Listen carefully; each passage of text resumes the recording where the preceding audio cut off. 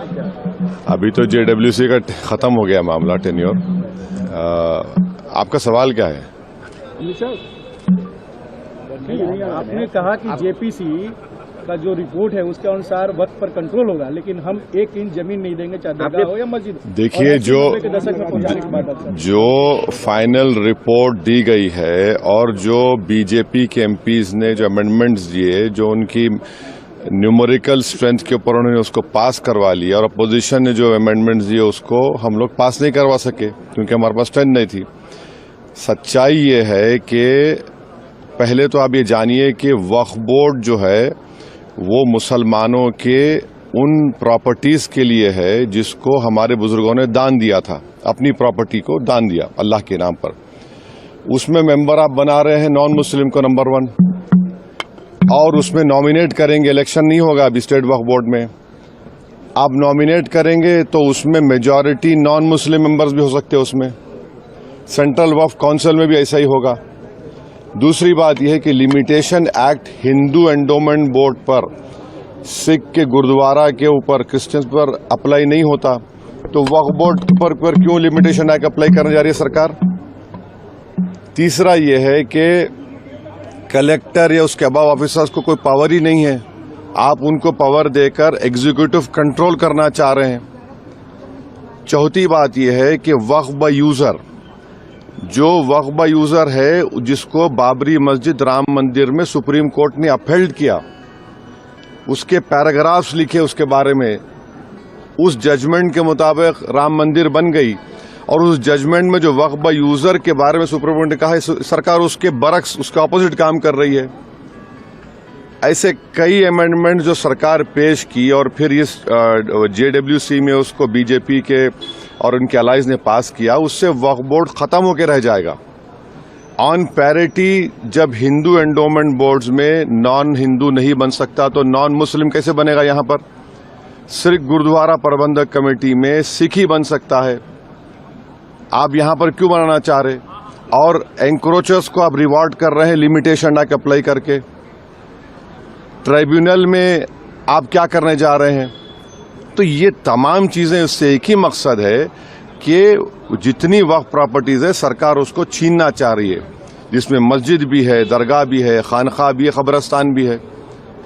अब ये एक अमेंडमेंट जो इन्होंने अपनी स्ट्रेंथ पर पास करवा लिया, इस फाइनल रिपोर्ट में आप देखिए क्या कहते हैं, वक्फ बाय यूजर में अगर वो डिस्प्यूटेड प्रॉपर्टी होगी या गवर्नमेंट प्रॉपर्टी होगी तो वक्फ बाय यूजर नहीं होगा। मैं आपको एक एग्जांपल दे रहा हूं, सच्चर कमेटी जाकर पढ़िए, जिसमें सच्चर कमेटी ने कहा कि दिल्ली में 123 ऐसे प्रॉपर्टीज है जो सरकार के कब्जे में है। ने कहा वक्फ प्रॉपर्टी है सरकार के कब्जे में, उसकी 2008 में लागत 3000 करोड़ बताई गई। पार्लियामेंट के सामने की मस्जिद को गवर्नमेंट बोलती गवर्नमेंट की है, सामने है ना पार्लियामेंट सामने की, वहां के इमाम साहब MP हैं, उसका कोर्ट में केस चल रहा है, तो सरकार बोली हमारी प्रॉपर्टी हो गई। कैसे होगा बताइए आप? ये ऐसे कई एग्जांपल्स दे रहे हैं। आप इवैक्यू प्रॉपर्टी खत्म कर रहे हैं, इवैक्यू प्रॉपर्टी अलग है, इवैक्यू बाय वक्फ अलग है। पंजाब में हजारों एकड़ इवैक्यू प्रॉपर्टी जिससे रेवेन्यू आता है उसको खत्म कर रहे हैं आप, तो उससे फायदा किसको हो रहा है? सिर्फ नफरत की बुनियाद पर मुसलमानों की प्रॉपर्टीज को वक्फ की प्रॉपर्टीज छीनने के लिए। और एक बात समझिए, ये वक्फ की जो प्रॉपर्टीज है वो हमारे लिए एक वर्शिप है। नमाज हम पढ़ते हैं मगर ये भी हमारा एक वर्शिप है, उसको हमको उससे महरूम करना चाह रहे, ये हम इस कह रहे हैं। तो इनका मंशा और मकसद तो वो एक ही है ना, वक्फ प्रॉपर्टीज बचाना नहीं है, छीनना है।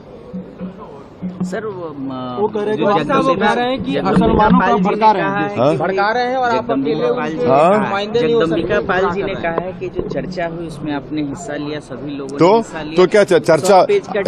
अरे चर्चा, इतना गलत काम जगदम्बिका पाल ने किया चेयरमैन, वो उनमें इतना पार्लियामेंट्री उनको रूल्स मालूम होना चाहिए। अगर मेरी रिपोर्ट दी गई थी उसके 9 पेजेस को और मुख्तलिफ 8 से 10 पैराग्राफ्स को उन्होंने ब्लैक कर दिया। और रूल पोजीशन ये है, हमने स्पीकर साहब लेटर भी लिखा, अगर आप किसी मेंबर के डाइसेंट रिपोर्ट को अगर आप उसको इंक्लूड नहीं कर रहे तो आप इन्फॉर्म करना चाहिए, मुझे बताना चाहिए। अब मिसाल के तौर पर ड्राफ्ट रिपोर्ट में पढ़िए, आप लिखा गया कि वो रेकमेंड कर रहे हैं रिपोर्ट में कि ट्राइबल लैंड को वक्फ डिक्लेयर करना नहीं चाहिए। लीगली एक मुसलमान ट्राइबल हो सकता है, और इस पार्लियामेंट में 10 मर्तबा के एमपी एक मुस्लिम ट्राइबल थे, सईद साहब लक्षद्वीप के। आप उनसे कहेंगे वक्फ मत करो, इसका असर क्या होगा लक्षद्वीप में? कितने ट्राइबल मुसलमान हैं? आप हम लिख के दिए कि ये लीगली रॉन्ग पोजीशन है आपका, आपने उसको ब्लैकआउट कर दिया। कई चीजें हम जो लिखी फैक्चुअल जो है उसको उसने ब्लैकआउट कर दिया, और इन्फॉर्म तक नहीं किया हमको। ऐसे कई अपोजिशन मेंबर्स की रिपोर्ट को बैकआउट कर दिया उन्होंने। तो ये मनमानी की उन्होंने उसमें ना, तो देखिए 391 का रूल है, डायरेक्शन 91 भी मानते हैं, मगर आपको तो रीजन बताना चाहिए। फैक्चुअल को आप चीजों को आप उसको ब्लैक कर देते हैं। आपका डिसेंट नोट कितना पेज का था? डिसेंट नोट तो हमारा बहुत लंबा था, जिसमें से कई फैक्चुअल जो चीजें थी, इसको चेयरमैन साहब ने अपने पावर्स का very narrow and parochial interpretation लेके ब्लैकआउट कर दिया उसको। फिर हम लेटर लिखे स्पीकर साहब को, अपील किए उनको डायरेक्शन 91(2) में कि सर इसको आप इंक्लूड करिए, इसमें देखिए आप सच्चाई है इसमें पूरा, इसमें कोई गलती नहीं है। अब स्पीकर साहब के पास है वो। वैसे साहब, लेकिन कुछ तो डाइल्यूट किया गया है। बिल्कुल क्या डाइल्यूट किया गया बताइए? नहीं आप बोलिए डाइल्यूट क्या गया, बताइए बोलिए। वक्फ बाय यूजर वाले हम तो आपको एग्जाम्पल दे रहे हैं ना भैया। आप कह रहे हैं डिस्प्यूट हो गया गवर्नमेंट प्रॉपर्टी की, डिस्प्यूट के माने आपने लिखे उसमें, डिस्प्यूट कुछ भी हो जाएगा।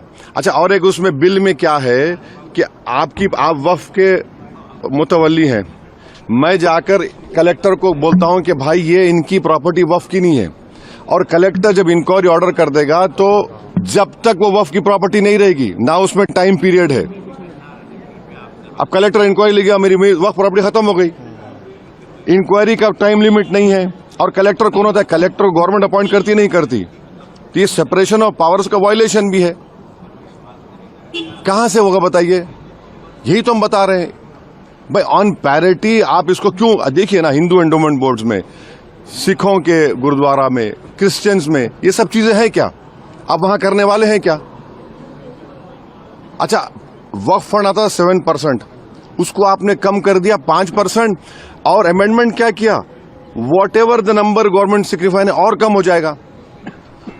अब कैसे चलेगा वक्फ बोर्ड? फिर इसके बाद भी अगर ये सरकार तो बिल लाने का प्लान करे, अगर बिल आएगा तो फिर आप लोग क्या करेंगे? बिल आएगा तो हम जो करना है करेंगे, क्या बात है। सर पाल साहब कह रहे हैं और जो एनडीए के अलाइज हैं उनको सोचना चाहिए, हमेशा पॉलिटिकल एनिमो नहीं होता ना। सर आप मुसलमानों को भड़का रहे हैं, ये जगदम्बिका पाल कह रहे हैं, क्योंकि आप मेंबर थे जेपीसी के। आपने डिसेंट जेपीसी नहीं है वो, ज्वाइंट वर्किंग कमेटी है, उनको इतना तक नहीं मालूम। जेपीसी बोलते रहते हैं, ज्वाइंट वर्किंग कमेटी है। जेपीसी अगर होती तो उसको इन्वेस्टिगेटिव पावर्स होते, जैसा वन नेशन वन इलेक्शन बनाया गया है। ये ज्वाइंट वर्किंग कमेटी है, बस राग आलाप रहे। जेडब्ल्यूसी है वो तक नहीं मालूम उनको।